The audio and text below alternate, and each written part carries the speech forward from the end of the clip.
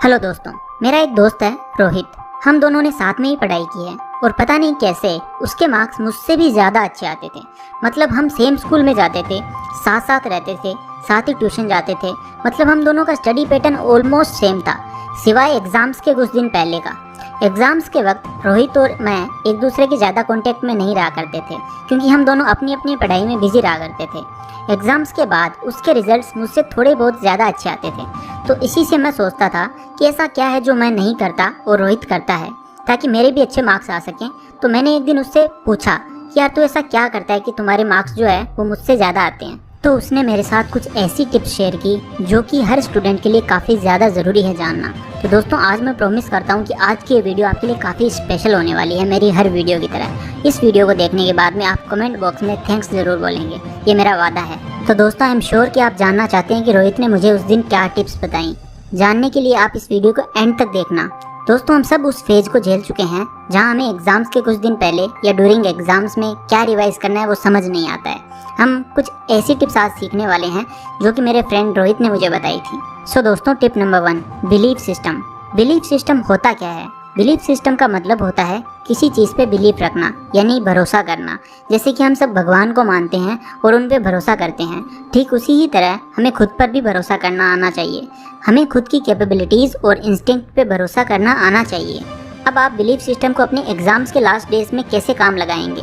आपको बस आपने जो कुछ भी पढ़ा है उस पर सच्चे दिल से भरोसा करना है और ये सोचना है कि मैंने बड़ी मेहनत करके जो कुछ भी पढ़ा है ना, वो मुझे अच्छे से याद है और याद रहेगा। आपको कॉन्स्टेंटली ये प्रे करते रहना है। साथ ही साथ आपको अपने पे भरोसा दिलाना है कि yes, I am self sufficient. Belief system को एक्टिव करने से आपका कॉन्फिडेंस लेवल बढ़ेगा और आप हैप्पी और पीसफुल फील करोगे। दोस्तों, टिप नंबर 2, डिच डिस्ट्रैक्शंस। दोस्तों, डिस्ट्रैक्शंस की वजह से क्या आप अपने स्कोर को ख़राब करना चाहोगे? बिल्कुल नहीं। क्या आप एक व्हाट्सएप मैसेज के पीछे अपने कीमती स्टडीज़ मिस करना चाहोगे जिससे आपका करियर बदल सकता है? बिल्कुल भी नहीं। हमें डिस्ट्रैक्शंस को डिच करना है। दोस्तों, अगर आप क्रिकेट खेल रहे हो और अचानक एकदम से बॉल आपके फेस की तरफ आएगी तो आप क्या करोगे? आप झुक जाओगे ताकि आपका फेस बच जाए। इसी तरह हमें डिस्ट्रैक्शंस को डिच करना होता है। एग्जाम टाइम में आपको अपना फ़ोन तभी साथ रखना है जब आपके कुछ नोट्स या स्टडी मटेरियल उसके अंदर हों। उसमें भी आपको अपने सोशल मीडिया जैसे कि फेसबुक, इंस्टाग्राम को अनइंस्टॉल कर देना है। बाकी डिस्ट्रैक्शंस जैसे कि दोस्तों के साथ घूमने जाना, बाहर खाने जाना वगैरह, इन सब को आपको बिल्कुल अवॉइड करना है। दोस्तों, टिप नंबर 3, 80/20 रूल।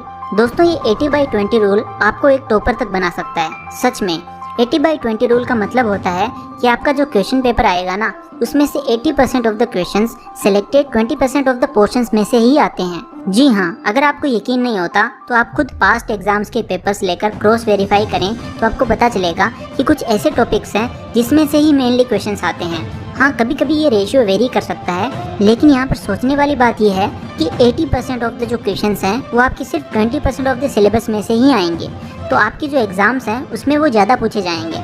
तो आपको बस ये रूल जो है आपके एग्ज़ाम डेज में अप्लाई करना है। दोस्तों, tip number 4, question bank. Exam time में क्वेश्चन बैंक रेफर करना इज़ लाइक आप दो धारी तलवार यूज़ कर रहे हो, जिसके फ़ायदे भी हैं और नुकसान भी।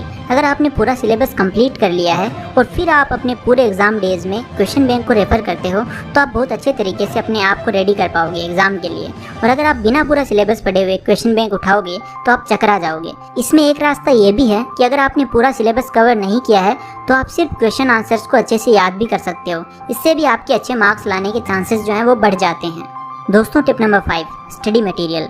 सबसे बड़ा कन्फ्यूज़न एग्जाम डेज में जो होता है वो ये है कि हम मटेरियल कौन सा रेफ़र करें।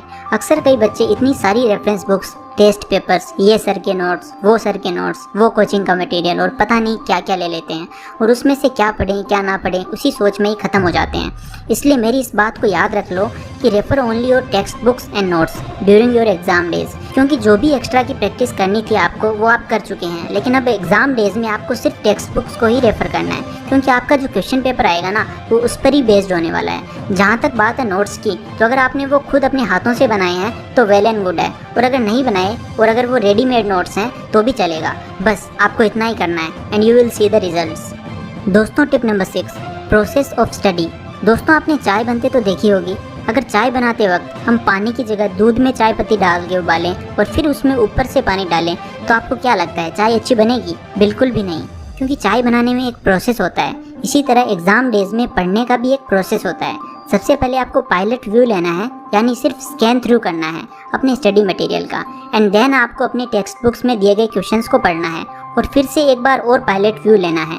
जब आप क्वेश्चंस पढ़ के फिर से अपने लेसन्स को स्कैन करते हैं तो आपका माइंड अपने आप उन क्वेश्चंस के आंसर्स को ढूंढने लगता है। This is one of the most effective ways to learn during exam days. दोस्तों, tip number 7, don't change your routine during exam days. अक्सर बच्चे पढ़ाई की टेंशन में रात भर जागते हैं और पढ़ते रहते हैं और फिर नेक्स्ट डे एक स्लीपी माइंड के साथ एग्जाम देने जाते हैं। सच बताऊं तो ये ज़रा भी अच्छा नहीं है।